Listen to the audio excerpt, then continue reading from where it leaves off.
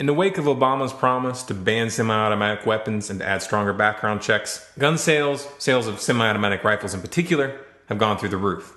Think about what that means.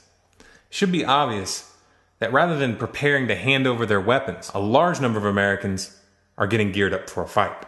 Now, I can't speak for everyone, but I've been listening to a lot of these guys, and a lot of them are dead serious about preparing for a civil war. Now, I'm not 100% sure that those in power expected this response, but I have evidence that indicates that they did. For some reason, the Department of Homeland Security just ordered an additional 750 million rounds of ammunition, in addition to the 450 million rounds purchased earlier this year, which brings the total to 1.2 billion rounds. What stands out when you look at the actual purchase order is that there are massive quantities of hollow point bullets and buckshot. Hollow point bullets are designed to expand rapidly when they hit their target, ripping large chunks of flesh off as they exit the body. As such, they're banned by the Geneva Conventions. These bullets can only be used domestically, and it's not for the police. Now, anybody who's ever owned a firearm knows that you don't do large-scale target practice with hollow points. They're expensive, much more expensive than Full Metal Jacket. And the same goes for buckshot. You don't use buckshot for target practice. It's much more expensive than birdshot. This is the kind of ammunition you carry when you expect to engage an enemy, and when you don't want that enemy to survive the encounter.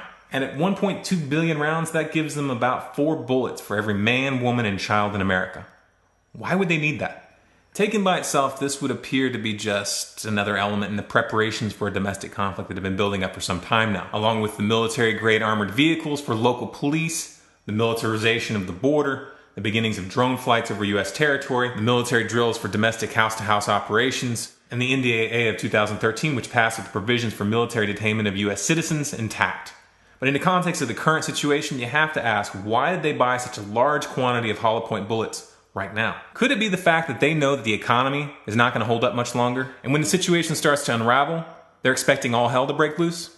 This is not a joke. The U.S. is over $16 trillion in debt. And all indicators show that these attempts to shore up the economy by printing more and more money with QE3 and QE4, it's not working. Remember those toxic assets which caused the 2008 financial crisis? And remember how the US government bailed out the banks supposedly to cover those bad debts? Well, the banks didn't use that bailout money to pay off those assets. Those derivatives are still on the books. Those toxic debts are still on the books. It's a landmine that's just waiting for something to come along and set it off. Now, I don't pretend to know precisely when this powder keg is going to blow, but sooner or later, it will. That much you should count on. And if you're not counting on it, then that means you're going to be caught with your pants down, completely unprepared, without any idea of what's going on. What do you think would happen in such a situation?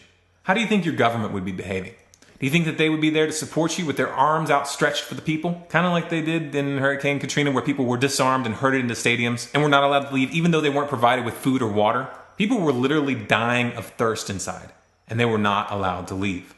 It would be a fatal error to assume that the government is going to help you in the case of a real national crisis. And it would be a serious miscalculation to think that gun-toting conservatives are the real threat, or that the government's goal is to keep weapons out of the hands of criminals. If the government really wanted to keep guns out of the hands of criminals, they wouldn't have sent thousands of automatic weapons straight to the Mexican drug cartels during Operation Fast and Furious. Operation Fast and Furious lasted from 2006 to 2011. Involvement can be traced all the way up to top-level administration officials such as Eric Holder, and it has resulted in hundreds, if not thousands, of deaths. This isn't a conspiracy theory. All it takes is a simple Google search on Fast and Furious to pull up dozens of mainstream articles from both the US and Mexico on the topic.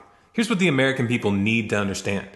Those bullets were bought by the Department of Homeland Security, the NDAA and the Patriot Act were put into place, and the laws that they're going to attempt to push through in the coming months serve one purpose and one purpose only: to ensure that the powers that be don't become the powers that were. You and your family, regardless of your political beliefs, are just liabilities for the psychopaths that really own the US government. They won't hesitate for a moment to sacrifice you and everyone you love to maintain their power. If you think that I'm exaggerating, I encourage you to click here to watch The Road to World War III. It's a mini documentary that I made that should help to put the situation into context.